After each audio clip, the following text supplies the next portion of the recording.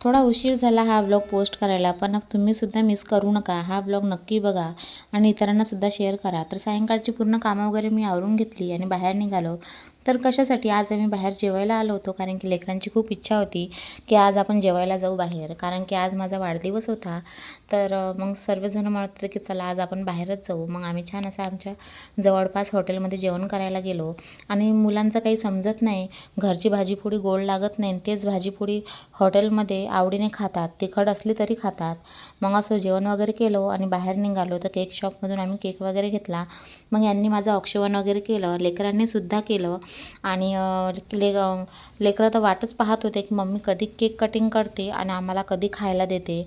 तर मग केक वगैरे कट करून घेतला आणि लेकरांनासुद्धा चारला. आणि लेकरं तर कितीही केक असला ना तरी ते आवडीनेच खातात. तर यांनी मला ही साडी गिफ्ट दिली होती. तुम्हाला कशी वाटली प्लीज मला कमेंट करा. ही साडी मी मागच्या ब्लॉगमध्ये सुद्धा घातलेली आहे, तुम्ही पाहिलीच असेल. ओके बाय, भेटूया पुढच्या ब्लॉगमध्ये.